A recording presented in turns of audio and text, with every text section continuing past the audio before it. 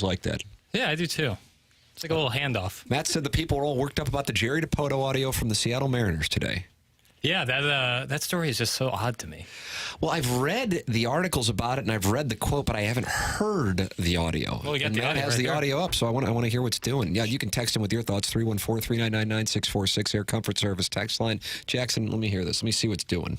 If you go back and you look in a decade, those teams that win 54% of the time always wind up in the postseason, and they more often than not wind up in World Series. So there's your bigger picture process. Nobody wants to hear the goal this year is we're going to win 54% of the time, because sometimes 54% is some. One year you're going to win 60%, another year you're going to win 50%. It's whatever it is, but over time, that type of mindset gets you there. If what you're doing is focusing year to year on what do we have to do to win the World Series this year, you might be one of the teams that's laying in the mud and can't get up for another decade. So we're actually doing the fan base a favor and asking for their patience to win the World Series while we continue to build a sustainably good roster. Okay. All right, Jackson. I can give a take to that. Please.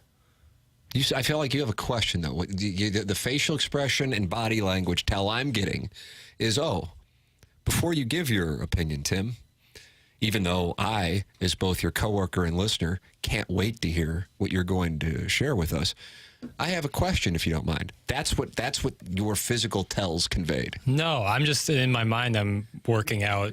The Sacramento Kings starting five? Well, I'm always thinking about the Kings, but more so building a sustainable roster and also trying to win the World Series. Like, I don't feel those are two mutually exclusive things. Like, you can build a sustainable roster while also shooting for the stars.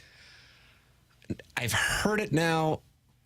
I hear what he's saying. Here is actually my issue with it, because I think what he's saying, there is truth to it. The Cardinals would be one of those teams that would fall into that category.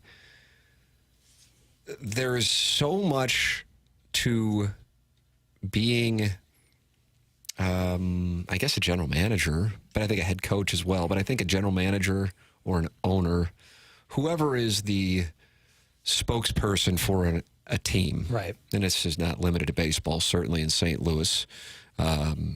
Just heard John Mozeliak booed at the Adam Wainwright game on Sunday. Mm-hmm. His approval rating was super low, though, before this last part of the season. One of the things I've talked about often when we talk about the Cardinals and how we have two teams here locally who had bad years, and yet one president of baseball operations has this incredibly low approval rating. And don't get me wrong, people aren't like thrilled with what's become some albatross of contracts with the Blues defensemen.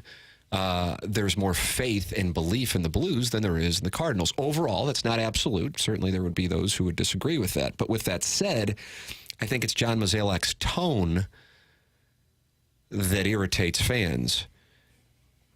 And the tone of that, considering the Mariners were in the mix for a playoff spot and were 48, 72 hours removed from missing out on the playoffs, and then Jerry DiPoto, the Mariners general manager, says, we're actually doing the fans a favor, that is, on a 1 to 10 of being tone deaf, a 10. Right. And so what he's saying, minus the favor thing, I follow and mathematically is correct, but what fans don't like, just in general, and you just have to be aware of it, whether you agree with it or disagree with it, because to me, that's how you shape your message when you're communicating with your customers, whether this be in baseball or any other business, is being told that they are wrong. Mm-hmm. And even more so, that while you're upset, we just did you a favor. Even if what you're saying is true, the message will not be well received. Right. And that is how I diagnose what I just heard there, having no skin in the game whatsoever on the Seattle Mariners. Right. Like the headline is, Mariners GM says, we did you a favor by not winning the World Series this year. And while that is certainly leaving out a lot of context, right, that's often what people will read and be like, what the hell? And now their mind is shaped one way when they hear the audio. So I see what you're saying. When you actually listen to what he's saying, there's some truth to it, and there's some interesting thought exercises to be played out from that. But when you say, right, and then he also like laughs after. Here, I'll play the end part real quick. Sure, so we're actually doing the fan base a favor. And the little laugh after also, if we're talking tone deaf, that's another 10. So as you can imagine, what got sent around social media yesterday? The We're actually one doing the quote. fans' favor by not winning the World Series, and that's, but that's the way the game is played. Yeah. Click, click, like, snipe, snipe. But I understand actually what he's saying, but I mean, that's just an absolute, because part of the job of being a spokesperson for an organization is to speak effectively. It's part of the deal. Right. An owner, for example, may not necessarily be a great speaker. The person who owns a franchise usually, unless it's inherited, made their money in a different sector, made a lot of money, and can be brilliant, whether it be in business or in innovation, take your pick. But they might not necessarily be a great public speaker, might not be good at it, so then you have somebody who ideally can communicate well. Sometimes a head coach is not a great public speaker. Right. You're, over the last 25 years, best NFL coach and college football coach. Yeah. Not exactly guys who engage the media, but they certainly get their players to do the right things more often than not on Saturdays and or Sundays when you're talking about Belichick and Saban. But whoever it is for an organization that is going to be the spokesperson, that was a misstep. And so, just for the sake of the discussion, if John Mozeliak held his end of the season review and said that, can you imagine what things would look like here on 101 ESPN? Text line would catch on fire. Can you imagine? Now, it might seem strange this year because the Cardinals are in last place, so it's not an apples-to-apples comparison with the Mariners. The Mariners were right there to get into the postseason. Yep. They hadn't made the postseason a long time up until last year.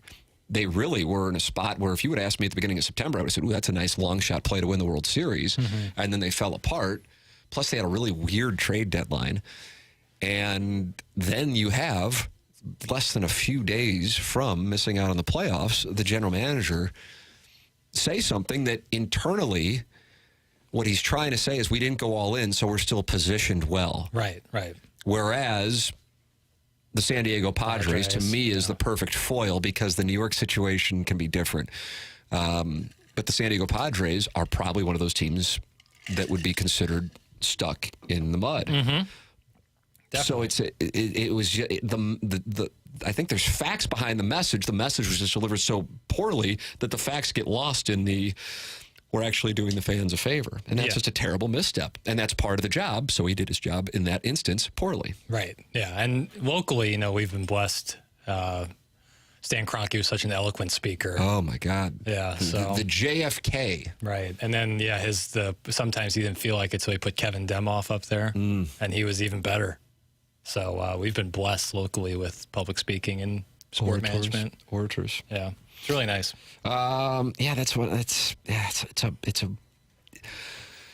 It's so important, even if you disagree, to be aware that, okay, this is where, even if I could know that the public doesn't have all the answers, you have to be aware of, okay, I know they don't know this, and I know I can't say it. Right. And then you have to fashion your message, or say, I'm going to talk about some things that might be tough to hear, but here is why we're actually still confident, even though I realize the wounds are fresh, because going into the last weekend, we were hoping to be a part of the playoffs that are going on right now. Yeah, timing's so big, too. And the way you phrase it. Yeah, you're right. I mean, that's already, I know they've talked a lot about it on the opening drive, because Randy and I have discussed it when I'm walking in and he's walking out, about how, 3 months ago, John Mozeliak was saying the Cardinals need 3 pitchers. And then he did an interview with the Cat on Bailey's a few days ago, and it's like, well, it might be 2. It's like, why say that stuff? Right. And that's the thing. And people might go, well, who cares? And I understand what you're saying, because in the whole scheme of things, does it actually impact what winds up happening when they play baseball? No. It's kind of like the Ryder Cup. Did the room get along? Well, I didn't hit my driver better because I was getting along with Patrick Cantlay. But it doesn't do you any favors if you start to lose credibility with your fan base. And if you say we're going to increase payroll 1 year and then you don't, that hurts. Yep. And if you say we're going to get 3 pitchers and you don't, that hurts. And if you say we're going to return to contention in 2024 and you don't, that hurts. And then it severs the relationship between the fans and the organization. And that really hurts. Yeah. So that's why these things matter. And therefore, the way with which you communicate is so important. It's not an easy thing. I'm not saying that it's easy, but that's why those who get the responsibility get compensated for having that skill. Yeah. So that was something that will negatively impact the Mariners' business this offseason. Sure. Yeah. And As strange as it is, that one little throwaway line. So I understand it, even though I agree with his overall premise that you don't go all in unless you're sitting there going, okay, we are a pitcher away or we're this position away from being a World Series team. We are set and we can make this move without risking the next 5 years of our franchise. yeah.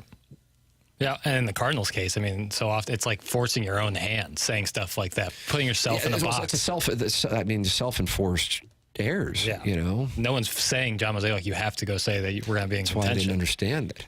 Yeah, the Cardinals will do their end of the season thing, and I can't wait. This is going to be something else. I mean, the best entertainment of this year, most likely, for Cardinals and Blues fans, actually, will be the Blues trade deadline. Yep. And the Cardinals October, November, and December, as opposed to, March through October. Yeah. Yep. By the way, and I don't know if this is covered in the Little Piddles. What is today? Sports Business Newsletter? Another half and half. Another half and a half? But there's sports business questions within. So it sounds all-encompassing. Angry Beaver. Hence the half and half. You know this. We don't kink shame on this show. Try not to. We're really kind of pro-kink. Yeah. We're pro-liberty for sure. Mm-hmm. We're pro-truth and honesty in media. Yes. And we're certainly not results-oriented. As somebody who played a lot of poker for 10 years, played in the World Series of Poker main event, considered by many to be better than Phil Ivey. I consider it. Thank you. You bet. We're not results-oriented. However,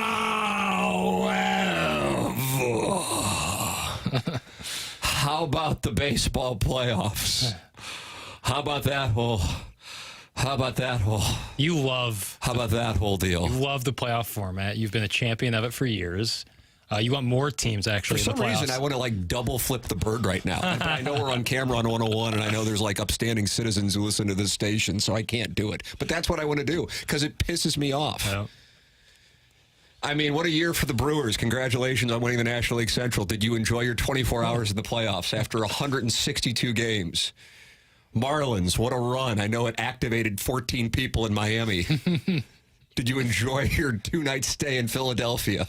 Yeah, Cardinals suffer the same fate. The Rays, how did you do? Would you win 83 games? No, 99? Hello again, everybody. Right. Enjoy the offseason. Yeah, hit the course. Blue Jays. Guy gets yanked after 47 pitches. Even though the offense didn't score any runs. Vladimir Guerrero Jr. gets picked off. What the hell was he doing? Was he thinking, you know what, Vince Coleman? I'll steal third. They're gone. And then, by the way, holy crap, I'm becoming Orlovsky. Yeah. Orlovsky has entered my system. Mm-hmm. Yeah, possessing you. They set these playoffs up, the NHL of the 1980s now. And they're like, okay, we'll play a couple of games in the mid-afternoon on ABC on a Tuesday. I'm telling you, man, it's so bad for the fans. Now it's time for the LDSs. When will they be? Oh, they'll be up against college football in the NFL directly on Saturday and Sunday. Well, what's doing on Thursday and Friday? Nothing? Nothing, yeah. No need to have baseball. What are we doing here? It's crazy. It's crazy that they make these. Oh, are you sharing my take? Welcome, friends. I'm not as passionate on the format and the how many teams get in, but I am passionate that all these fans who root for the team all year have to watch their team in the playoffs at 2:30 on a Tuesday. That's so lame. That's so lame. My issue is it devalues the 6 months of a regular season. You go, well, it can happen in the NFL. It can happen in college football. Yes, but they play 16 games. Right. Baseball plays, or 17 now, baseball plays 10 times the number of games. And I listen, I think more people enjoy this format than don't. Right. The attendance is up, and it adds revenue. Mm-hmm. So I am presenting something that if I had shares of a team, I would be all for it. But as far as integrity of competition, it's out the window. You're telling me you can win 100 games and the format just lends itself to that? I mean, listen, the Cardinals are playing the Dodgers in 2021, and they won 300 games that season or something. Yep. And if Chris Taylor doesn't hit a home run could all off the intriguing Alex Reyes appearance, the Cardinals would have been in there and people would have been bitching about it. But because it was the Dodgers, they might have complained about it more and it might have gotten more 100%. Attention. But that was a different playoff format. This is what you got now. And it's not something, this is not a populist take. No. I think people are all with me probably on the Jerry DiPoto thing, but this is where I am on it. And I think why it bothers me to hit the hole on it is this. The Cardinals can have a great year, and they had a great year last year. It's not remembered that way. I was talking to communicate with you. I said, well, the 2012 Missouri Tiger basketball team, incredible season. What's it remembered for? Norfolk State. Norfolk State. The 2022 Cardinals had a great year, both as a team and individually with Albert Pujols. But it's remembered as a failure because they had 24 hours in the playoffs and were shut down by the Phillies, and you had the Helsley debacle, and Quintana was yanked, and that's what it's remembered for. And I just don't think it's really adhering to integrity of competition. It's certainly not reflective, and it's not apples to apples. And you're talking 162 baseball games and 17 NFL games and 12 college football games.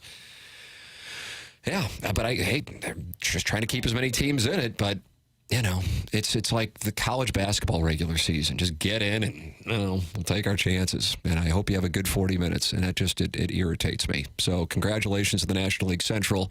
You have not won a playoff series, I believe, since the Cardinals beat the Braves in 2019. Yeah. I think that is the case. Yeah, but I think it might be the case. It was. It's parallel. Either way, the National League Central's 0-4 since this new format. Yeah. It's a little bit parallel to what the coach of FC Cincinnati said, the Smet gentleman, said about, the Supporter Shield. Winning the regular season is honestly more important to us than winning the MLS Cup. Now, the MLS Cup is much more conducive to competition, but when you play as many games as soccer, baseball especially does. I mean, again, see, I understand what you're saying. I understand the point, and I do. It's just baseball is 162 games, and then it's just like, okay, we're going to wrap her on up. Right. It's almost like they're rushing it to get done. It's obvious what it is, and I understand it. It's a business. Yeah. But it's just it absolutely devalues the postseason. We saw last year who played the NLCS, the 5 and 6 seeds. Yep. Phillies and I don't know. It actually does get me upset. And I look up and I see Dan Orlovsky. Yeah. It's like I walked into a church. There's my guy. Yeah. But I really do feel this way, unlike him. All right, we got a break. This is Balloon Party.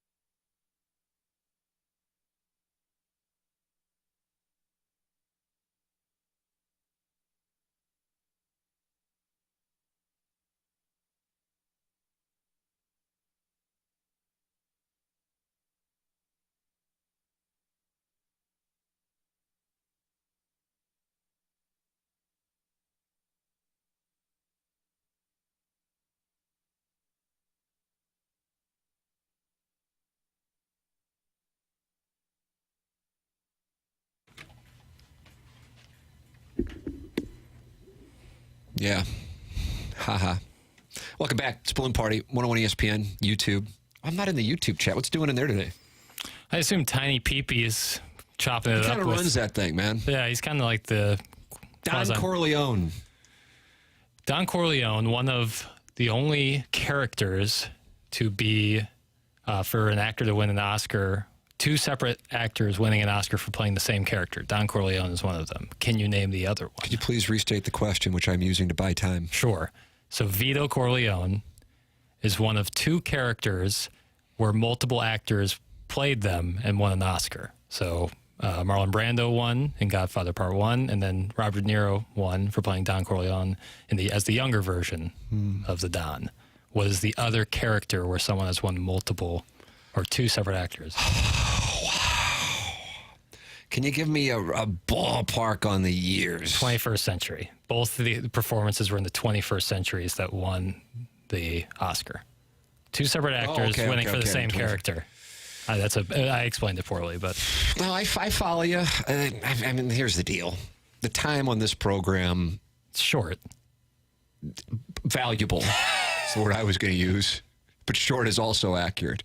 It's so applicable to anything I'm involved in. Right. Jackson, if you want to give me another hint, fine. If not, give the answer. One of the actors is no longer with us. And this is a 21st century movie. I don't know. I'm sorry. The answer is the Joker. Heath Ledger and Joaquin Phoenix both won for portraying the Joker. I was not even in the ballpark.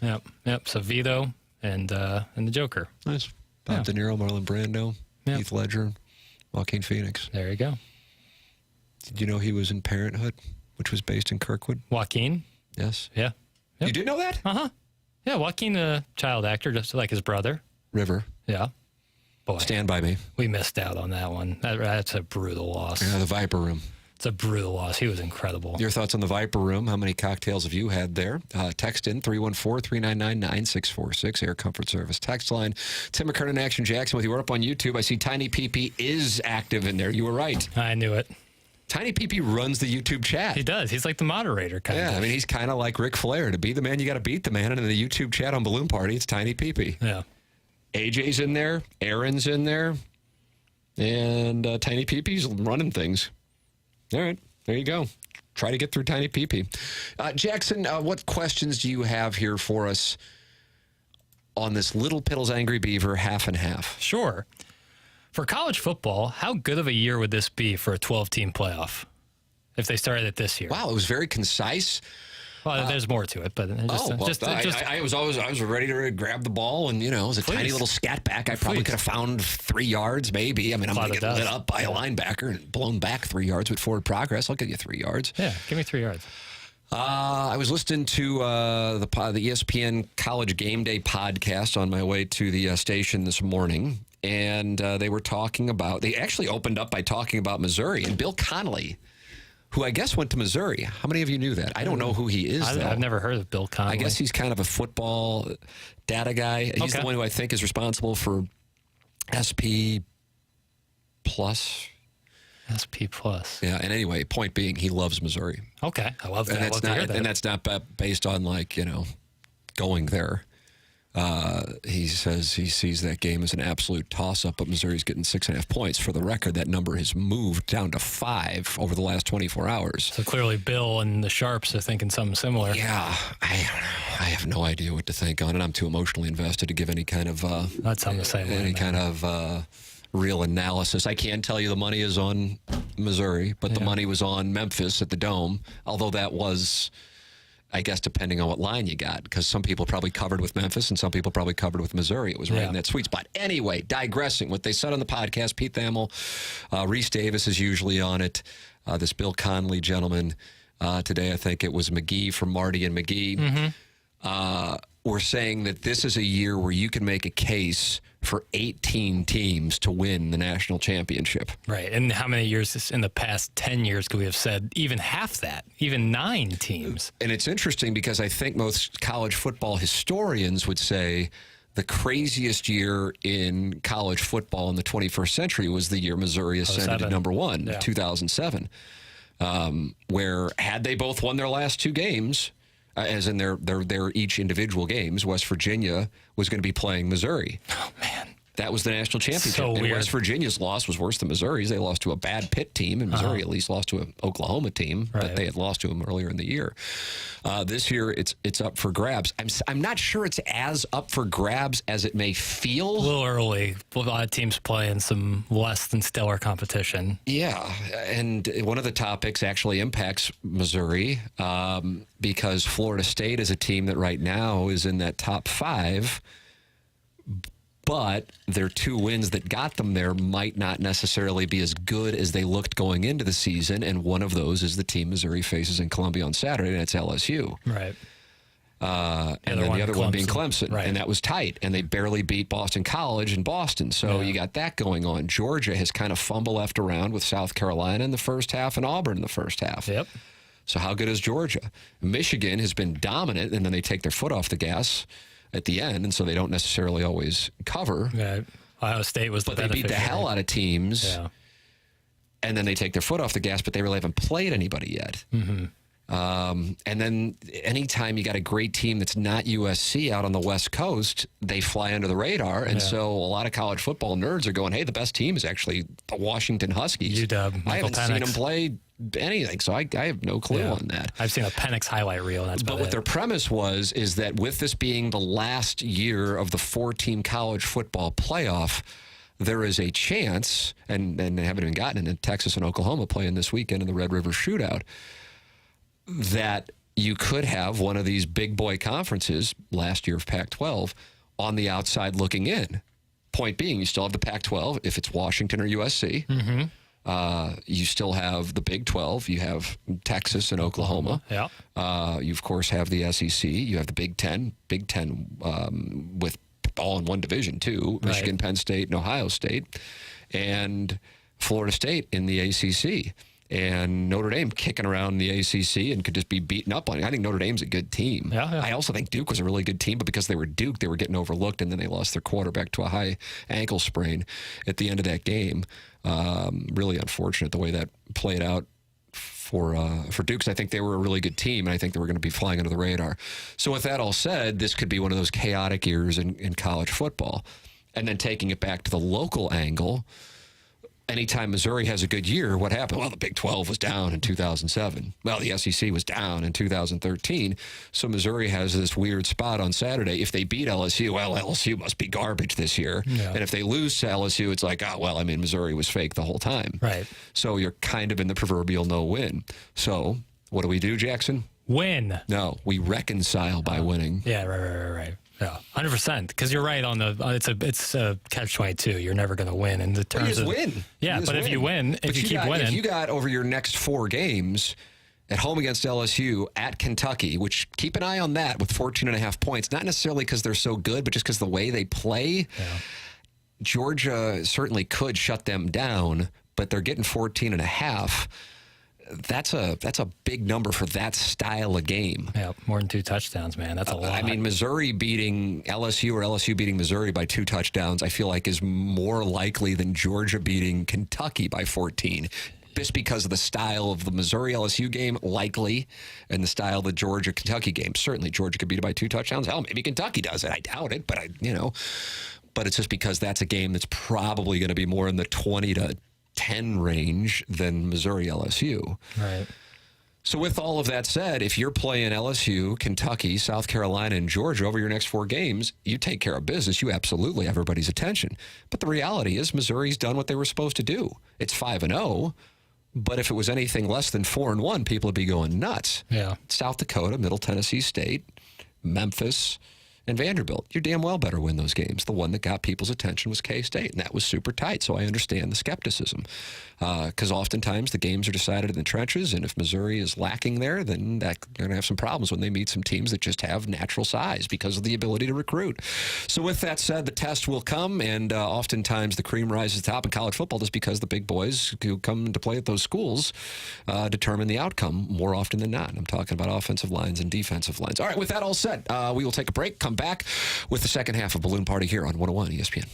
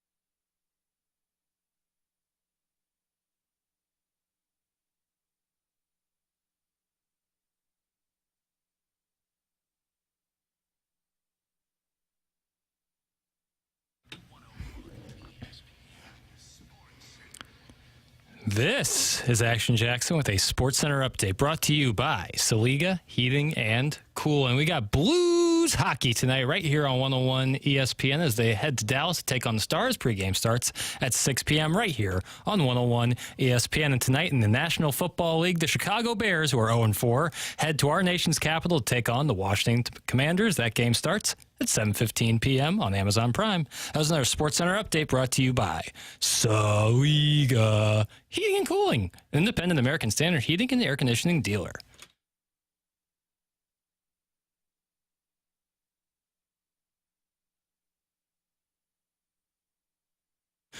Well, Jackson, you're right. It's a serious development right now in the YouTube chat. And I will allow you to answer it. All right. It's 101 ESPN channel on YouTube. Air Alliance team sponsor of the cameras here in the 101 ESPN studios. And it's up to you how you want to answer it. Johnny V asks El Capitan, Tiny PP. Tiny PP, are you secretly Lil Piddles? Ooh. The silence speaks volumes. And then Tiny PP responds, I wish I was that young and good looking. Yes. I like this Tiny PP. Are you Tiny PP? I am not. I'm not. During this program, I am actually just a ball of nerves, hoping I don't press the wrong button and something goes wrong.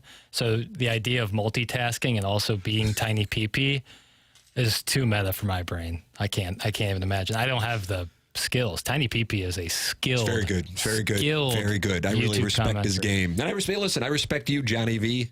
Yeah, Johnny V. I mean, I enjoy conspiracy theories. They're always welcome. I wonder if Jamie Rivers is in there. No, I actually want to amend the statement I made yesterday. Oh, go ahead, please. So I said I'm going to get more into Blues hockey this season. Yeah, and you canceled your NBA League Pass. I couldn't did. believe that. That floored me. Part of it, I thought, is this guy doing a bit over there? Because I'm anti-bits and sketches I know you are. and radio hackneyed things. Right. Little games, like what they got going on behind me. Spinners, am I right on that? Nurse? Somebody will check on that. My nurse will. What do you have? What do you got? So I said yesterday that I'm really going to start digging into Blues hockey this year. I'm really going to give that effort. And I have canceled League Pass. But the reason is, more so I want to be, helpful in this job. I don't want you flying solo in any Blues conversations. Right. But Jamie Rivers is on the call. And that's my guy right there. Oh, my God. And so as a tip of the cap, as a olive branch to Jamie, I will be watching much more Blues hockey because my guy, Jamie Rivers, is on the call. Wow. Now, that's not a shot at Panger. Love Panger. But this is Jamie Rivers. This is a guy. You guys have an alliance. This is going to be dangerous. Right. So because Jamie is on the call, I will be supporting our teammate here and watching more Blues hockey. Is Marsh comfortable with you kind of moving on from him and moving to Jamie? I don't know. Marsh one day will be in a similar position as Jamie. I'm almost positive. You think he's going to be calling Blues games? I think he'll be calling some NHL games. He is a really, Wow. He's got a great voice, obviously a great demeanor. He's really good at what he does. Let me tell you something. I want you to hear this, and I want the audience to hear this here today, huh? Yeah. When he filled in on TMA a couple days, he got his shot in the big leagues. Yeah, HD2 season. Thank you. The ladies, or at least the guys acting like they were ladies, loved his style. Well, duh. World-class head of hair, good beard. I'm super jealous. Tall. I know. He's got everything I don't have. Right. Oh, this hurts. Well, he doesn't have. Pull it together, boy. Pull it together, boy. Pull it together, boy. Pull it together, boy. Pull it together, boy. Pull it together, boy. Pull it together, boy. Yeah, but there's plenty of things that you have that he doesn't. Honestly, name one. Ability to tease. Yeah, I guess you're right. And leaving the audience wanting more. Right. But that's just for lack of quality content. Well, a dozen to some. What's the saying? Nice. Half dozen to some, six to another. Right. Swish. Do you have any other questions on this Lil Piddles Angry Beaver half and half? I sure do, Tim. The question is, where will I go with it? We talked about it on TMA today, but how do you see the timeline working out for the future? Are you really going down this road? Well, No, it's fine. No. Hey, you know what you are? You're a sweet, sweet prince, and you need to trust your instincts. I mean, you're dropping a bomb at 10:45. Make that 10:46 Clarkson Jewelers time check. on the people on 101 ESPN. They're going to be like, what in the hell is Piddles talking about? Especially after you ingratiated yourself yesterday with the stunning statement that you've canceled NBA League Pass. Right. I'm stunned by that. Part of me doesn't believe it, but I know you're not. No, I'm positive. You're not a carrot top on radio. So they really tried to keep me too. They were like, because I've been a long time. They're like, we'll give you a month free, and I was like, nah, I'm still out. And they're like, what about 2 months? Right. I had the same thing when I tried to cancel Tushy. Right. The problem is the season is going on, so a free month with nothing going on isn't that lucrative. Yeah, and in October is Tushy season. October is Tushy season. Yeah. So, Jackson, go ahead and ask the question that you were about to ask, because the people aren't going to respond well to it, but go ahead. Okay. Have fun. All the equity you built up yesterday, about to go. It's up to you, though. I've decided that any equity I gain here on 101 ESPN is extremely temporary. This is all based on a Mr. Lick's phone call into TMA at around 9:30 this morning, and by the way, said he was Lisa. And so I went to him on the phone lines, and then just was a guy with a take that Jackson is now going to carry over and to a real bastardize radio station. Right. Well, the idea is do you think the Cardinals, let's say in the next 20 years? But he said in the next 10 years, the Cardinals will move out of Busch Stadium, sell that real estate. Right.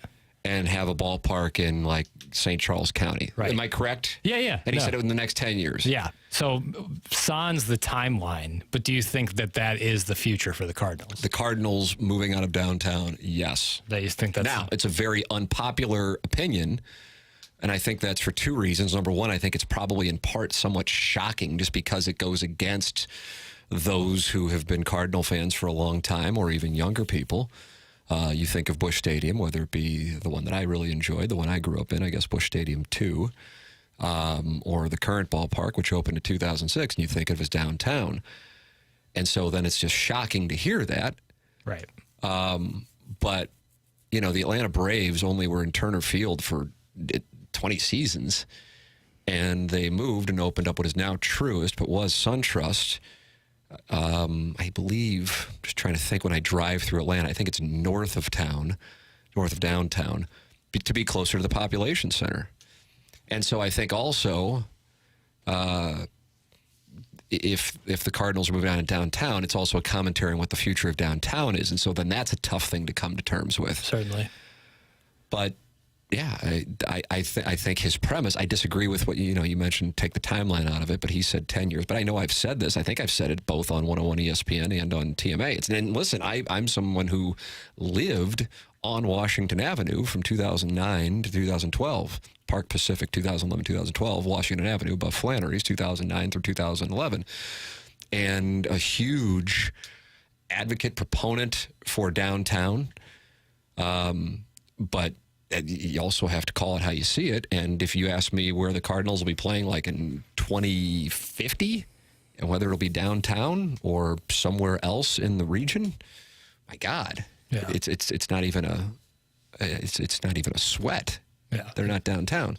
I just, and again, this is coming from someone who grew up in the city, albeit not downtown, but in the city limits, and my family still lives in the city limits, and I love the neighborhood I grew up in.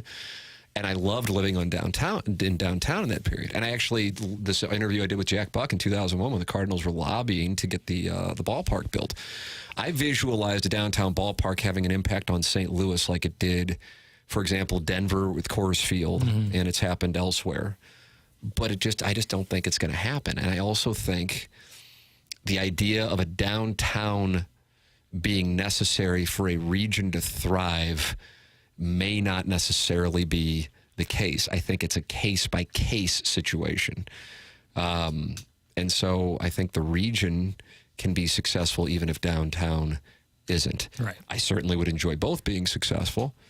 But yeah, if you ask me that, I would say, to me, I would bet the roll that the Cardinals would not be in downtown in 2050. And I'll tell you this, if the Cardinals are in downtown in 2050, that is probably a great thing for St. Louis. You see what I'm saying? Yeah, because it's correlating. Something had to have happened for the positive. Right. That, perhaps St. Louis became the next Nashville. And it's like, oh my God, there's a bunch of people living in St. Louis. There's a bunch of money that moved in. A lot of kids who grew up in St. Louis and then go, okay, I'm going to Chicago, I'm going to Dallas, I'm going to the Northeast, I'm going to LA, whatever. I'm going to South Florida. We're not going to move after school. We're going to move, but we're going to move back to St. Louis. Yeah. Because there's enough opportunity to make a good amount of money, and you don't just move back after you're done, sowing your seed in Lincoln Park and head to Brentwood Forest. I'm sure we got a break. Yes, we do. This is Balloon Party, driven by Mungan, St. Louis Acura, and Alton Toyota.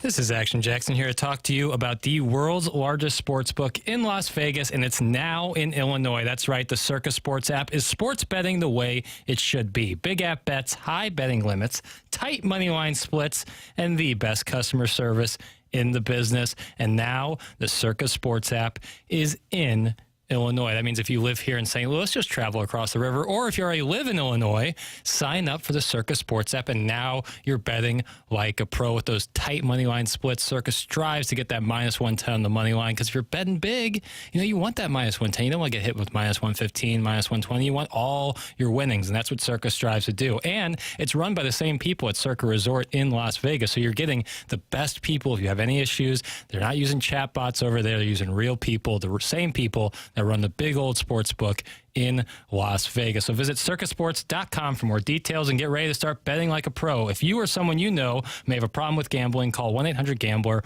or text ILGAMB to 833-234.